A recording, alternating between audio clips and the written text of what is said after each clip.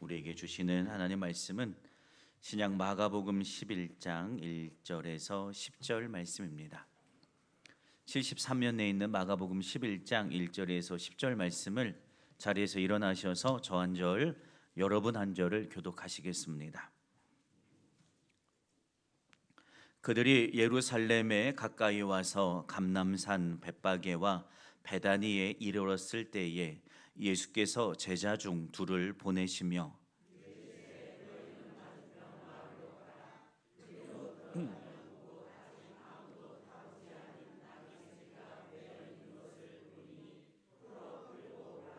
만일 누가 너희에게 왜 이렇게 하느냐 묻거든 주가 쓰시겠다 하라. 그리하면 즉시 이리로 보내리라 하시니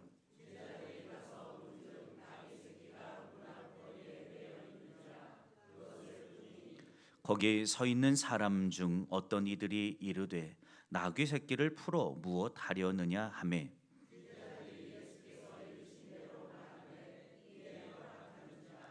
나귀 새끼를 예수께로 끌고 와서 자기들의 겉옷을 그 위에 얹어 놓음에 예수께서 타시니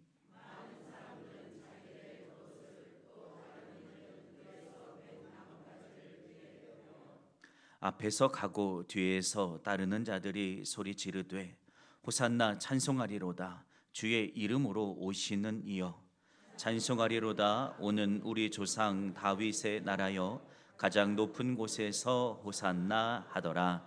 아멘. 오늘도 새로운 믿음으로 하나님을 예배하는 영풍의 온 성도님들을 주님의 이름으로 환영하고 축복합니다.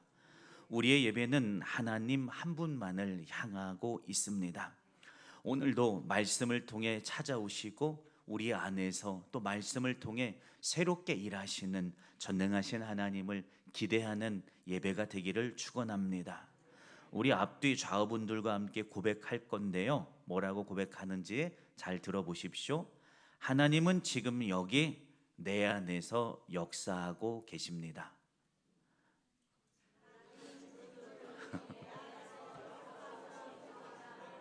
아, 좋습니다.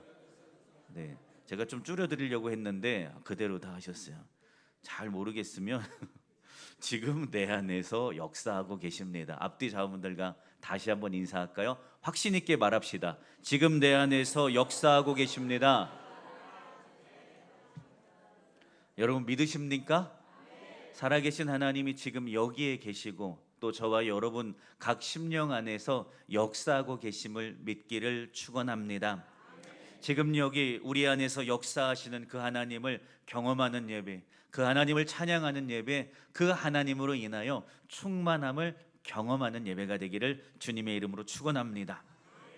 목회를 하면 참 다양한 일들을 해야 되는 경우가 정말 많이 있어요. 학교에서 배운 거는 사실 신학이고 또 목회 현장에 대한 얘기를 잠깐 들었던 것밖에 없는 것 같아요. 근데 현장에 오면은 학교에서는 정말 들어보지도 상상해지도 못했던 일들을 해야 되는 일이 참 많이 있어요. 어제는 우리 부사역자들과 함께 천정에 있는 불이 하나가 깜빡깜빡해서 그 등을 바꿨어요. 그러니까 원래는 좀 낮은 열은 제가 전에 해봤는데 됐는데 이 위에 되게 높더라고요. 그래서 그 우리 저 창고 안에 있었던 긴 사다리를 우리 모두 다 가지고 와서 이제 등을 하나 갈았어요. 근데 이게 밑에서 볼 땐 별로 안 높아 보이잖아요. 근데 위에 가면요 정말 빌딩 위에 올라가 있는, 거짓말을 좀 못하면 그런 느낌이에요. 이제 사다리를 설치해 놓고 누군가 하나 올라가야 해요. 서로 눈치를 보기 시작합니다. 전도사님은 좀 등치가 큰 전도사님, 제가 실명을 거론하진 않아요. 저는 3칸 이상 못 갑니다. 그거를 와서 처음부터 이미 공표했어요. 나는 3칸 이상 올라가지 못합니다. 사다리 3칸을 말하는 거예요. 그러면 그때부터 고소부증이 엄습해 온다고 딱 처음부터 얘기했고요. 그리고 아무리 둘러봐도 제 마음이 불안해요. 차라리 제가 다치는 게 낫지 우리 부사역자들이 다치는 거 못 볼 것 같아요. 그리고 또 제일 젊은 제가 올라가기로 해서 이제 제가 올라가서 제가 이제 이 등대로 많이 갈아왔으니까 제가 갈고 이제 밑에서 이제 열심히 사다리들을 이제 젊은 저보다 나이 좀 있는 분들은 사다리를 우리 부사역자들이 붙들어서 등을 이제 갈았어요. 목회하면서 뿐만 아니에요. 저 벽돌에 매지도 넣어봤어요. 살면서 제가 벽돌에 매지, 그 벽돌이 있으면 그 사이에 검정색 모래 또는 회색 모래로 이렇게 매지 넣는 걸 매지 넣는다고 하거든요. 저 그것도 해봤네요. 또 그 초임지에서 보일러 순환 펌프도 갈아봤고 등에 소독기를 메고선 이게 흙바닥이니까 그 소독도 해봤어요. 제가 해본 얘기는 이것보다 훨씬 더 다양한데 그러면 예배가 끝날 것 같아서 여기까지만 얘기합니다. 참 다양한 일들을 해야 되는 경우가 많이 있더라고요. 그런데 저는 담임 목사이기 이전에 저는 먼저 영풍의 성도예요. 하나님을 믿고 따라가는 성도여서 그냥 눈치보다 올라가지 않고 제가 당연히 제가 하는 걸로 저 친구들도 생각하고 있더라고요. 저도 다행히 제가 가서 제가 기쁜 마음으로 하고 내려왔어요. 그리고 다음에 아마 또 나가도 제가 할 거예요. 물론 사다리를 옮기는 거는 다 우리 사역자들이 해주죠. 저는 말만 하고 이제 올라가는 일들만 하고 이제 저 친구들이 나머지는 다 해줘요. 하나님과 교회를 위하여 제가 할 수 있는 일이 있으면 저는 기꺼이 할 겁니다. 제가 할 수 있는 한 어떤 일이라도 할 거예요. 제 자리가 어떻다고 해서 그 일을 안 하는 일들은 하나님 앞에 서기까지 저는 그렇게 하지 않을 겁니다. 왜 그래요? 제 역할 아니요. 하나님 안에 서 있기 때문에 그래요. 담임 목사의 역할이기 이전에 저는 하나님 앞에 그분을 사랑하고 그분을 섬기고 그분이 핏값으로 세우신 이 교회를 너무 사랑하는 성도이기 때문에 그래요. 어떠한 역할이 우리의 눈앞에 부여된다고 해도 우리는 오직 성도로서 그분의 핏값으로 구원받은 자로서 늘 믿음으로 걸어가기를 주님의 이름으로 축원합니다. 하나님과 동행하는 복된 인생을 살다 보면 때로는 우리에게 특별한 순종을 말씀하실 때가 있습니다. 그 특별한 순종은요, 어떻게 해야 되는지 또 왜 해야 되는지 이해되어지도 않고요. 또 이전에 그 순종을 해본 경험이 없는 순종을 명령하실 때가 있어요. 또 내가 과연 이 순종을 말씀하신 대로 한들 어떻게 달라질까 그 결과가 예측되어지지도 않는 경우도 많이 있어요. 근데 주님은 해본 적도 없고 왜 해야 되는지도 모르겠고 또 이 일을 내가 한들 어떠한 결과가 나타날지를 모르는 그 일을 말씀하시면서 그 자리에 서라라고 말씀하십니다. 그럴 때가 우리의 신앙 안에 분명히 찾아와요. 이런 상황에서 우리가 신뢰할 수 있는 건 뭐예요? 내가 해본 적도 없는 걸요. 그리고 내가 할 거라고 상상하지도 못했던 걸요. 그리고 이 일이 내가 한들 어떠한 결과가 일어날 거라고 예측도 안 되는 걸요. 근데 주님이 하라 말씀하십니다. 그 상황에서 우리가 신뢰할 수 있는 건 뭐예요? 결과, 어떤 일, 또 나 아니에요. 말씀하시는 하나님만 신뢰하면서 해야 되는 일들이 성경에는 수없이 많이 나타났어요. 산꼭대기 위에 방주를 지으래요. 해본 일 있어요? 또 방주를 지으면 어떤 결과가 나타날 거라고 예측이나 돼요? 또 그 과정은 녹록했습니까? 그 시간은 또 짧았냐고요. 80년에서 120년, 길게는 120년이나 되는 그 시간 안에서 그들은 노아는 순종했어야 해요. 믿을 게 뭐가 있어요? 붙들 게 뭐가 있어요? 말씀하시는 하나님밖에 없어요. 어떠한 결과, 산꼭대기 위에 배를 지으면 모든 사람들이 멋지다고 할 거야? 아니요. 도무지 어떤 결과가 예측조차 안 돼요. 근데 하나님은 그 자리에 서라 말씀하십니다. 그런데 성서의 수많은 역사가 보여주잖아요. 이해도 안 돼요. 왜 해야 되는지도 몰라요. 산꼭대기에 방주 왜 지어야 되는지도 몰라요. 근데 순종해요. 그랬더니 구원하시는 놀라운 하나님의 역사를 너와 가족들은 경험해요. 배를 지어가면서 정말 홍수가 이 땅에 창이랄 물이 차올라서 산꼭대기에 있는 배가 부력에 의해 뛸 줄로 생각이나 했어요? 아니요, 상상조차 못했어요. 그러나 말씀하시는 분이 하나님이니까 그 하나님을 신뢰함으로 내가 오늘 그 일을 행한다니까요. 근데 그랬더니 우리의 순종을 통해서 하나님은 정말로 놀라운 일을 이루어 가십니다. 오늘 본문이 그렇습니다. 종려주일 풍경입니다. 많은 이들의 순종이 하나가 되어서 이 땅의 왕 되시는 하나님의 역사가 성큼성큼 다가오는 것을 믿기를 축원합니다. 본문 1절입니다. 그들이 예루살렘에 가까이 와서 감람산 벳바게와 베다니에 이르렀을 때에 예수께서 제자 중 둘을 보내시며 말씀하셨다라고 기록되어 있고 있습니다. 주님은 제자 중 둘을 보내십니다. 주님은 오늘 저와 여러분을 보내시는 분으로 우리 안에 살아 역사하시는 것을 믿기를 축원합니다. 보낸다라는 얘기는 두 가지 의미를 담고 있어요. 보내는 사람의 권위를 담고 있어요. 그러니까 우리가 보내시는 분의 말씀 앞에 순종하게 되잖아요. 보냅니다. 주님이 오늘 저와 여러분을 이 땅을 향하여, 열방을 향하여, 세대를 향하여 보냅니다. 그분의 권위 앞에 순종하는 저와 여러분 되기를 축원합니다. 또 보낸다는 말은 보냄받은 자의 임무와 권한을 말하고 있어요. 주권을 가진 주님이 임무를 주십니다. 이제 그 다음에 주실 겁니다.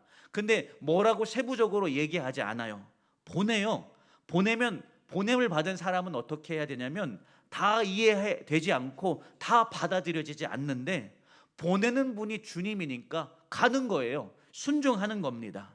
이게 보내다라는 말이 갖는 의미입니다. 보냄을 받은 우리는 어떻게 해야 돼요? 절대적인 믿음과 순종 가지고 가서 하는 거예요. 가서 하면 이루어져요. 왜요? 보내시는 분이 주님이기 때문에 그 일은, 그 역사는 이루어지는 것을 믿기를 축원합니다. 보내시는 주님 앞에 제자들이 다 알아요. 지금 오늘 이 종려주일 얘기 다 알잖아요. 맞은편 마을로 가라. 낙이 보일 거니까 풀어 끌고 와라. 주인이 왜 어디다 쓰려고 풀어 끌고 가냐라고 얘기할 때 주가 쓰시겠다 하라. 여러분, 이 명령이 합리적입니까? 이 명령이 상식에 부합합니까? 또는 이성적입니까? 하나도 맞지 않아요. 제자들의 입장은요, 몰라요. 다 알지도 못해요. 주님의 의도도 몰라요. 그런데 하라라고 말씀하시니까요, 해요. 여러분, 이게 순종이에요. 어딘가에서 벨이 울려지고 있는데 그걸 잘 들어보시기 바랍니다. 지금 저는 신경 안 쓸 건데 주변에 계신 분들이 신경을 써요. 벨이 울리고 있습니다.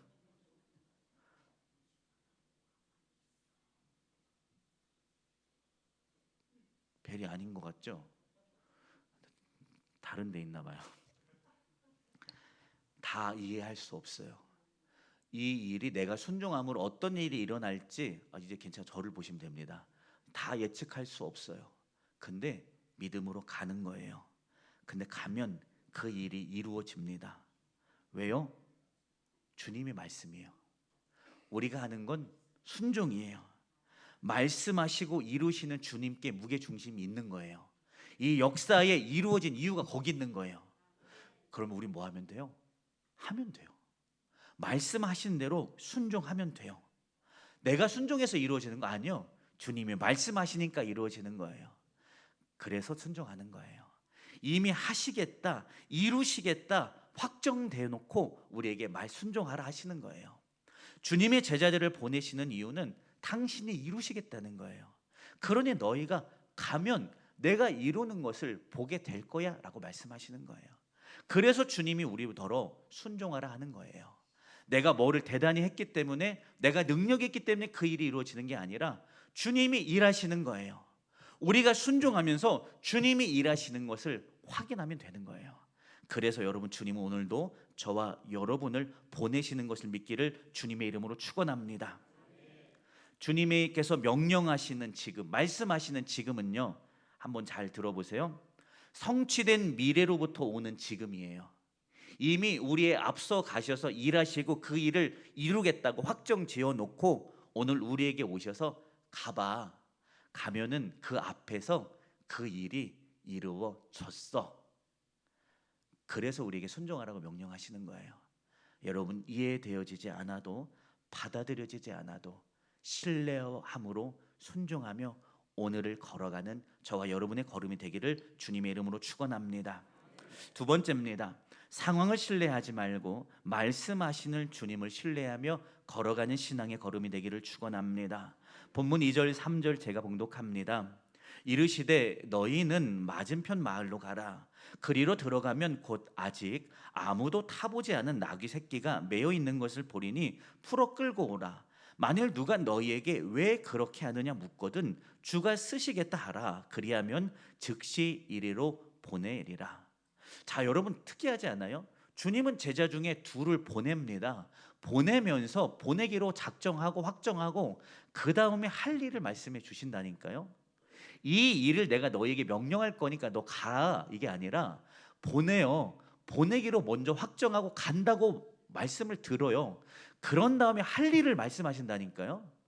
순종하는 거예요. 순종하기로 결단하면 내가 걸어가야 할 길을 하나님은 우리에게 말씀하시는 것을 믿기를 축원합니다. 그 내용은 이렇습니다. 맞은편 마을로 가면 아직 아무도 타보지 않은 나귀 새끼가 있는 건데 그것을 풀어 끌고 와라 라고 말씀하십니다. 어떻게 하라고요? 풀어서 끌고 오래요. 자, 중요한 것은 맞은편 마을로 가면 나귀를 만나는 것도 중요한 일인데 문제는 그것을 풀어 끌고 오라는 명령이에요. 가축, 소중한 재산이에요. 주인의 허락 없이 끌고 오는 것은 심각한 문제를 초래할 수 있어요. 그러나 주님은 예비하고 있어요. 너가 가면 돼. 가서 나귀 보면 그거 풀어서 끌고 오면 돼. 그리고 만약에 누군가 뭐라고 한다면 그때서야 주가 쓰시겠다 말해. 그러면 즉시로 이리로 보낼 거야. 여러분, 저만 이해되어지지 않는 거 아니에요. 여러분도 이 명령이 이해되어지지 않고 받아들여지지 않아요. 근데 문제는요, 이 말씀을 들었던 제자들도 이해가 안 됩니다. 제자들이 이 말씀을 들었을 때는 이해되어지지 않았을 때예요. 이 명령의 전부가 내 안에 받아들여지지 않아요. 아니, 순서가 틀린 거 아니에요, 주님? 주인에게 먼저 가서 이러이러하여 주님이 쓰신다고 하니까 잠깐만 빌려주시면 잘 쓰고 갔다가 다시 이 자리에 메어 두겠습니다. 이렇게 말해야 이해가 되어지잖아요. 이렇게 말하는 것이 이 일이 이루어질 일이잖아요. 근데 주님의 명령은 이상해요. 받아들여지지 않고 납득되어지지도 않습니다. 그 계획이 내 안에 완벽하게 머릿속에 그려지지도 않아요. 근데 하래요. 주님을 신뢰하는 것 말고는 제자들이 지금 할 수 있는 것이 없어요. 이상한 명령이라니까요. 근데 그때 어떻게 했어요? 제자들은 다 이해되어지지도 않죠. 다 받아들여지지도 않죠. 이렇게 하면 주인이 어떻게 나올지 상상도 안 되죠. 그러나 제자들 어떻게 합니까? 주님, 다시 명령해 주세요. 이거 이치에 맞지 않아요. 상황에 맞지 않아요. 윤리에도 맞지 않아요. 주님, 다시 내가 이해되어질 만한, 순종할 만한 합당한 명령을 해주세요 라고 반문하지 않아요. 말씀하신 주님이 이유가 있을 거다라고 신뢰해요. 그리고 그분이 말씀하신 대로 따라가 봅니다. 여러분, 순종은 이거예요. 내가 모든 것을 다 알기 때문에, 다 이해되어졌기 때문에, 그것이 내 안에 다 받아들여졌기 때문에 하는 것이 순종이 아니에요.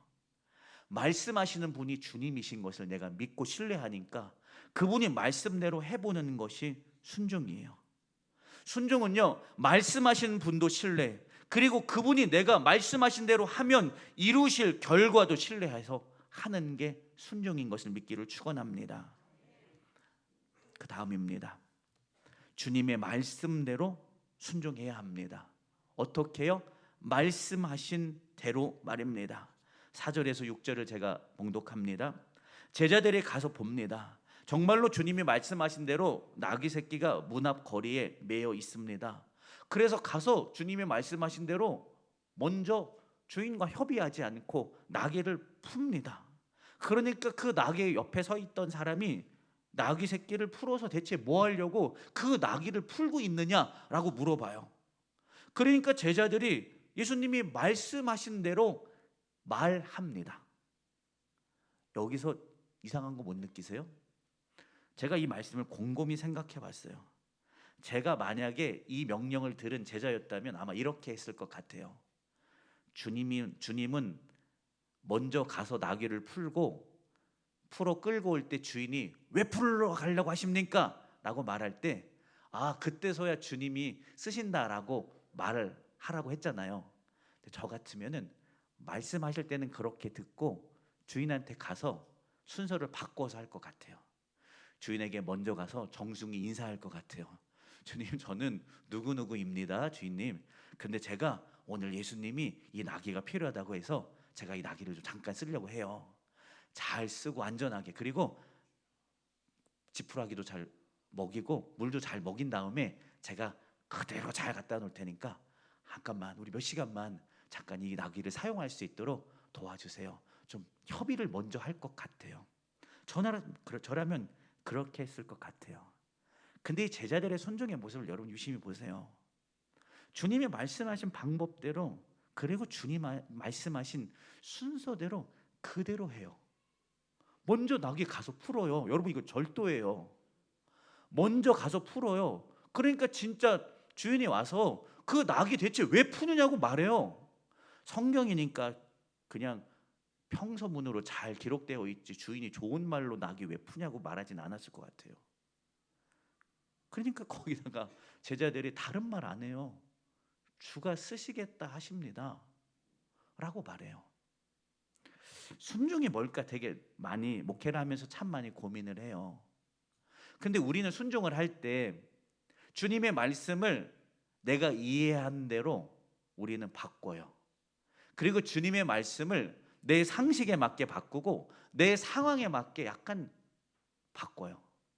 그렇게 해야 내가 할 수 있을 것만 같고, 그렇게 해야 맞는 것만 같아요. 근데 제자들의 순종은 그렇지 않습니다. 말씀하신 대로 먼저 가요. 낙이 매여 있는 것을 봐요. 말씀하신 대로 낙이 먼저 풀어요. 누가 먼저 왜 푸냐고 물어보니까 그때서야 이유를 말합니다. 비상식적으로 보여지는 상황, 비상식적으로 보여지는 명령, 비상식적으로 보여지는 순서. 근데 여러분, 제자들은 이 명령하심 앞에 자신의 생각을, 의견이나 상식이나 방법을 개입시키지 않아요. 말씀하신 그대로 해요. 그대로 듣고요, 그대로 가서 하는 것을 믿기를 축원합니다. 여러분, 왜 그런 줄 아세요? 왜 제자들이 내 생각대로 주의 말씀의 순서를 바꾸지 않고 왜 그대로 하는 줄 아세요? 일이 이루어지는 것은 내가 하는 방법이, 내가 하는 일이 잘했기 때문에 이루어지는 게 아니라 이것을 말씀하시는 분이 주님이시기 때문에 이 일이 이루어지는 것을 제자들은 알아요. 내가 해서 이루어지는 게 아니에요. 나는 순종할 뿐이에요. 이 말씀하시는 분이 전능하신 하나님이기 때문에 이 일이 이루어지는 것을 제자들은 알아요. 내가 순종하기 때문에 아니요, 말씀하시는 분이 주님이기 때문에 이 역사가 오늘 우리 안에서 이루어지는 것을 믿기를 주님의 이름으로 축원합니다. 그랬더니 재미있는 일이 벌어져요. 6절입니다. 제자들이 예수께서 이르신 대로 말하는데 주인이 이에 허락하는지라 라고 말씀하고 있어요. 허락하는지라가 뭐냐면, 그래요, 잠깐 풀어 가세요, 이거 아니에요. 그 나귀를 쓰시겠다라고 말하는 제자들에게 이 나귀의 고삐를 버려둬요. 나귀에게서 떠나다라는 뜻을 가지고 있어요. 주인이요, 주인에게 이 나귀는 중요한 재산이에요. 근데 주가 쓰시겠다, 즉 주님의 말씀대로 내가 말하니까요, 이 주인이 나귀의 소유권을 제자들에게 버려둬요. 허락해요. 그 내 소유권을 이 명령을 행하고 있는 제자들에게 그냥 버려둔다니까요. 나귀 소유주가 말도 안 되게 자신의 권리를 포기해요. 제자들에게 나귀의 권리, 소유권을 이양해 주고 있어요. 이상한 일이 벌어져요. 왜 그래요? 나는 말씀하신 주님 앞에 서고요, 말씀하신 대로 그대로 순종해요. 그러니까 주님이 먼저 가서 그 안에서 역사하고 계시고 일하는 것을 믿기를 축원합니다. 우리는 신앙생활하면서 고민하죠. 이 일을 어떻게 할 건가, 이걸 고민해요. 아니에요. 우리가 고민해야 될 본질은요, 내가 주님을 오늘 어떻게 믿을까를 고민해야 해요. 내가 오늘 어떻게 믿을까를 우리는 고민하고 믿는 자리에 서기를 주님의 이름으로 축원합니다. 그러면서 많은 사람들의 반응이 나옵니다. 이제 예수님은 나귀를 타고 입성합니다. 7절 8절이에요. 나귀 새끼를 예수께를 끌고 와서 자기들의 겉옷을 그 위에 얹어 놓음에 주님이 탑니다. 그리고 갑니다. 그러니까 주님이 가시는 그 길 앞에 많은 사람들은 자기들의 겉옷을, 또 다른 이들은 들에서 벤 나뭇가지를 길에서 폈다라고 말하고 있어요. 자, 보세요. 주님이 지금 예루살렘에 이제 주인으로, 새로운 왕으로 입성하시는 길이 어떻게 만들어지는가를 여러분 본문은 말하고 있어요. 많은 사람들이 겉옷을 펴요. 그리고 나뭇가지를 갖다가 그 앞에 깔아 놓습니다.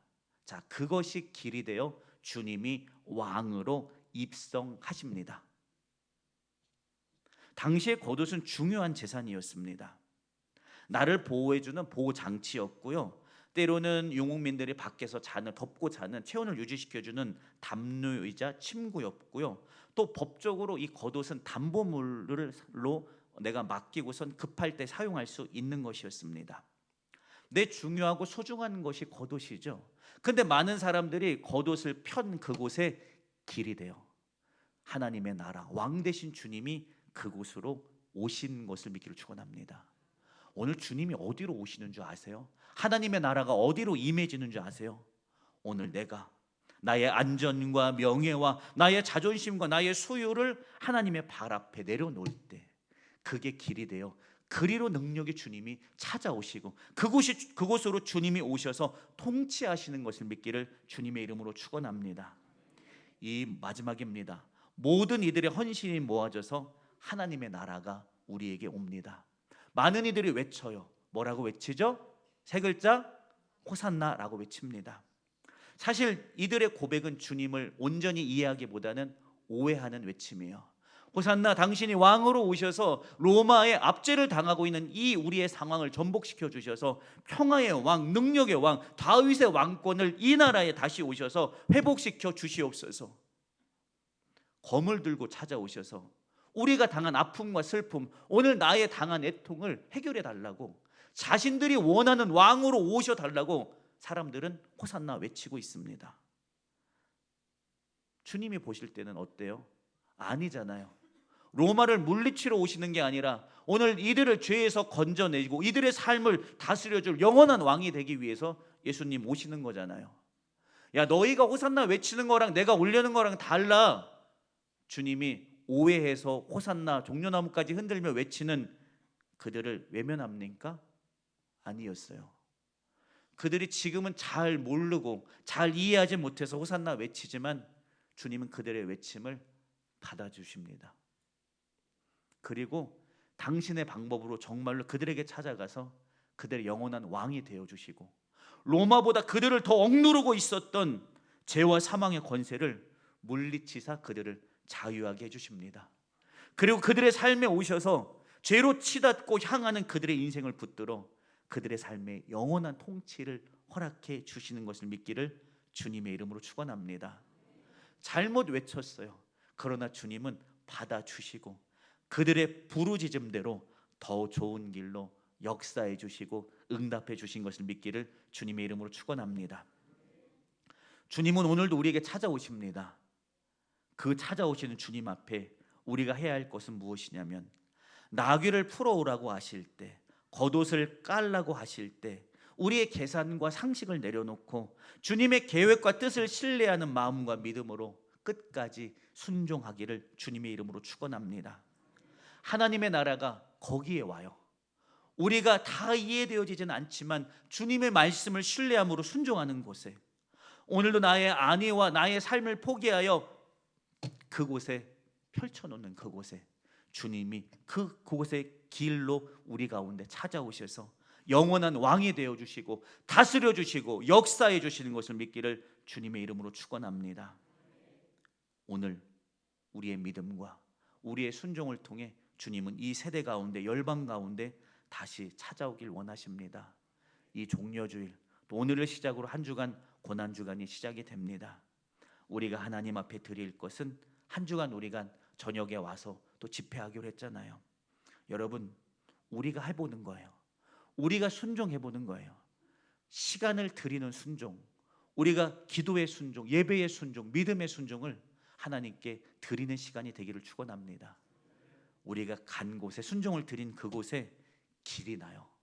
하나님의 역사가 우리에게 찾아오는 길이 나요. 여러분, 우리가 위대한 순종을 주님께 드림으로 말미암아 우리 가운데 새롭게 찾아오시는 진정한 왕 되시는 능력의 주님을 새롭게 경험하는 우리 모두가 될 수 있기를 주님의 이름으로 축원합니다. 기도합니다. 주님 감사합니다. 찬양합니다. 경배합니다. 오늘 이곳에 다가오는 하나님의 나라를 위해 우리 제자들처럼 다 이해되어지지 않고 결과를 예측할 수 없으나 말씀하시는 분이 주님이시기에 오늘도 순종하며 걸어갑니다. 또 주님이 걸어가신 그 길 앞에 우리의 겉옷을 펴니다. 우리의 순종과 헌신을 그곳에 내려놓습니다. 그곳의 길이 되어 전능하신 하나님이 오늘도 우리의 삶에 영원한 왕으로 찾아오셔서 다스려 주시고 역사해 주시고 인도해 주십니다. 종려줄 또 시작되어지는 이 거룩한 고난주간 앞에 우리가 믿음으로 순종하며 나아갑니다. 우리 영풍의 온 백성들의 헌신과 믿음과 순종이 하나 되어 2025년 우리의 삶에 새롭게 찾아오시는 전능하신 하나님, 왕 되신 그분을 새롭게 경험하는 우리의 믿음의 걸음이 되게 하여 주시옵소서. 같이 하신 감사하며 거룩하신 예수님의 이름으로 축복하며 기도드렸습니다. 아멘.